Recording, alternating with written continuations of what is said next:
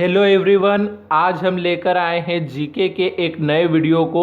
इसमें हम सामान्य ज्ञान के 20 बहुत ही महत्वपूर्ण प्रश्नों को देखेंगे।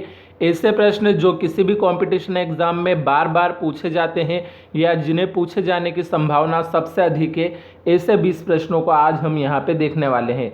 तो वीडियो स्टार्ट करने से पहले यदि आपने अभी तक हमारे चैनल को सब्सक्राइब नहीं किया है तो सब्सक्राइब कर लें और बेल आइकन को प्रेस कर दें ताकि आने वाले हर वीडियो का नोटिफिकेशन आपको प्राप्त हो सके। और वीडियो को अधिक से अधिक लाइक एवं शेयर जरूर करें। और अगर आपने अभी तक हमारे पिछले वीडियो नहीं देखे हैं तो डिस्क्रिप्शन में जीके के वीडियो की जो प्लेलिस्ट है उसकी लिंक दी गई है, वहाँ से आप वो सारे वीडियो देख सकते हैं।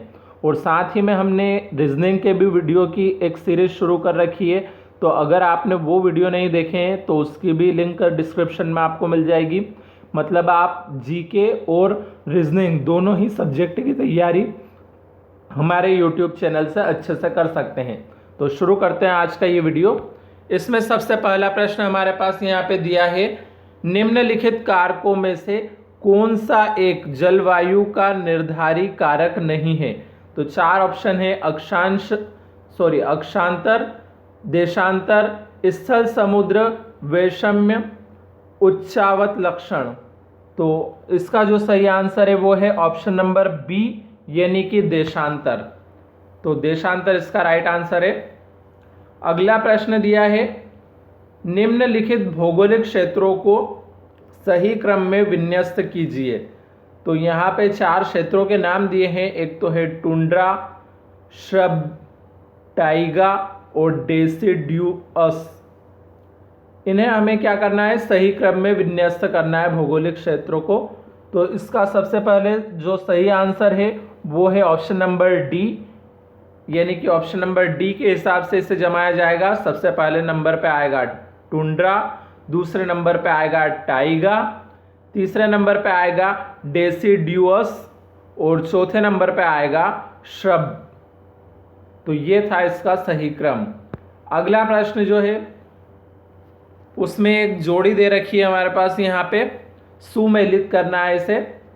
एक तरफ दिए pampas, compass, prairie, weld, downs, और दूसरी तरफ देशों के नाम दिए हैं, अर्जेंटीना, ऑस्ट्रेलिया, दक्षिण अफ्रीका, उत्तरी अमेरिका, ब्राज़ील।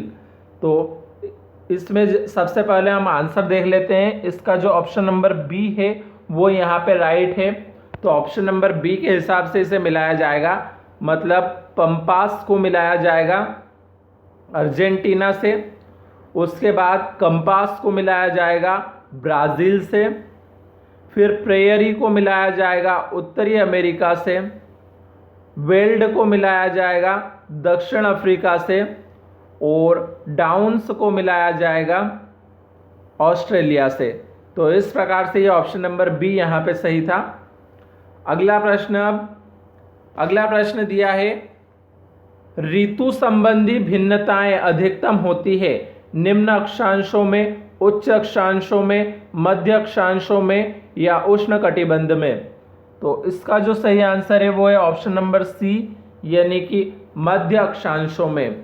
तो मध्य अक्षांशों में इसका राइट आंसर था। अगला प्रश्न है, किसी स्थान के जलवायु निर्धारण के लिए निम्नलिखित में से कौन सा कारक सबसे महत्वपूर्ण है।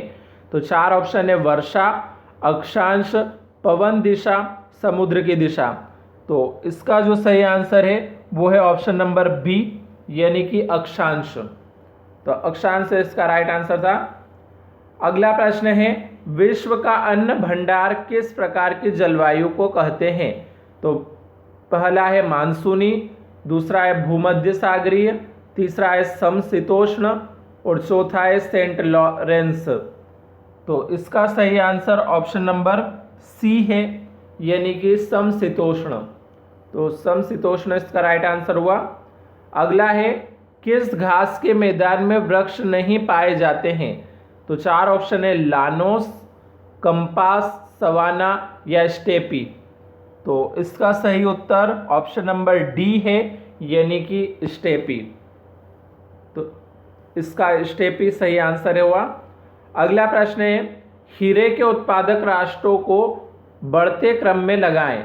तो चार यहाँ पे 5 देशों के नाम दिए हैं, दक्षिण अफ्रीका, बेल्जियम, कांगो, घाना और अंगोला।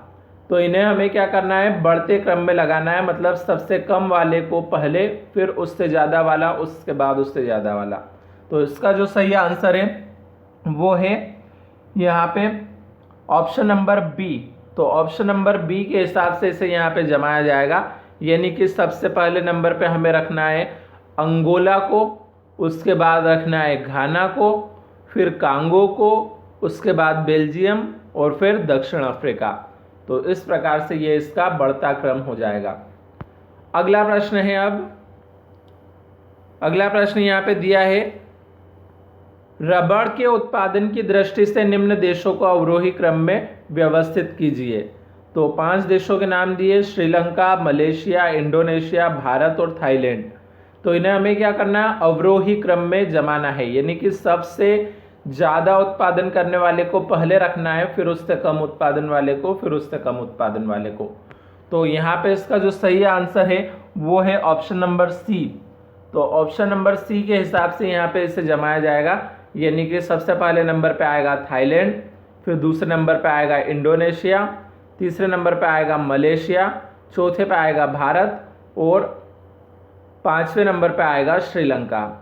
तो इस प्रकार से ये इसका सी वाला ऑप्शन यहाँ पे सही था। अगला प्रश्न देखते हैं, अब तंबाकू उत्पादन की दृष्टि से इन देशों को आरोही क्रम में व्यवस्थित करें। तो 4 देशों के नाम दिए, ब्राज़ील, भारत, चीन, संयुक्त राज्य अमेरिका। तो इन्हें हमें क्या करना है, आरोही क्रम, आरोही क्रम मतलब बढ़ता क्रम में लगाना है, सबसे कम वाले को पहले लिखना है, उसके बाद उससे ज़्यादा वाले को, फिर उससे ज़्यादा वाले को। तो इसका जो सही आंसर है वो है ऑप्शन नंबर ए। तो ऑप्शन नंबर ए के हिसाब से इसे आरोही क्रम में जमाया जाएगा, यानी कि सबसे पहले नंबर पे चीन आएगा, फिर संयुक्त राज्य अमेरिका, उसके बाद भारत और फिर आएगा ब्राज़ील। तो इस प्रकार से ये ऑप्शन नंबर ए यहाँ पे सही हो जाएगा।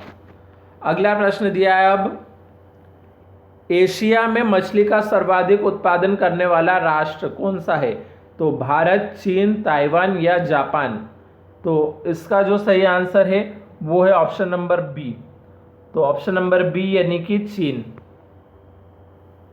अगला जो प्रश्न है वो है, निम्नांकित क्षेत्रों एवं मुख्य फसल के क्रम में कौन सुमेलित नहीं है। तो कौन सा सुमेलित नहीं है वो हमें बताना है। उष्णकटिबंधीय के सामने आएगा है चावल मानसून, टुंड्रा के सामने है व्यावसायिक उद्यान, समशीतोष्ण घास के सामने है अनाज के मैदान, शीत समशीतोष्ण के सामने है कोमल लकड़ियाँ। तो इसमें से कौन सा सही मिलान किया हुआ नहीं है वो हमें बताना है। तो इसका ऑप्शन नंबर बी यहाँ पे सही मिलान किया हुआ नहीं है, मतलब टुंड्रा के सामने जो ये व्यावसायिक उद्यान है ये सही मिला हुआ नहीं है। अगला जो प्रश्न है वो है, विश्व मौसम संगठन का मुख्यालय कहाँ स्थित है। तो जिनेवा, प्राग, म्यूनिख या लंदन। तो इसका सही आंसर है ऑप्शन नंबर ए यानी कि जिनेवा। तो ऑप्शन नंबर ए यहाँ पे राइट था। अगला प्रश्न है, जलयान निर्माण में प्रथम स्थान रखने वाला एशियाई देश है चीन, जापान, सिंगापुर या मलेशिया। तो इसका जो राइट आंसर है वो है ऑप्शन नंबर बी। तो ऑप्शन नंबर बी यानी कि जापान। अगला प्रश्न है, भूमध्य सागरीय क्षेत्र किसकी खेती में विशेषता रखता है। तो नारियल, काफ़ी, नींबू कुल के फल या चाय। तो इसका सही आंसर ऑप्शन नंबर सी है यानी कि नींबू कुल के फल।